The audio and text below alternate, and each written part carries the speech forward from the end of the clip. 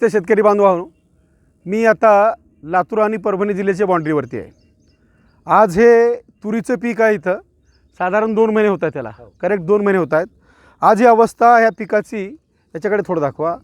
हे जे आहे ते पिवळं होत आहे.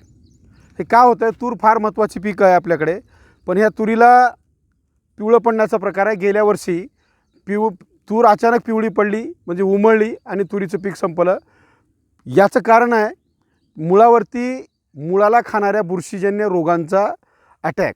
आणि याच्यासाठी म्हणून आपणाला बेसलाईन सारख्या औषधाची फवारणी करायची आहे, झॉक्जेसारख्या औषधाची फवारणी करायची आहे, ज्याने की वरची बुरशी आपल्याला कंट्रोल होईल. आणि यातल्या ज्या मुळावरती खाण्यासाठी ज्या बुरशी आहेत त्याच्यासाठी म्हणून वार्डन 400 मिली घ्या, 2 लिटर पाणी घ्या आणि त्याची आळवणी करा पर एकरी. याच्यामुळं तुमच्या मुळावरती जो अटॅक होऊन मूळ सड होणे किंवा मूळ कुजणाऱ्या ज्या बुरशी आहेत त्याला कंट्रोल मिळतो आणि तूर सेफ राहते. तूर महत्त्वाचं पीक आहे. बस.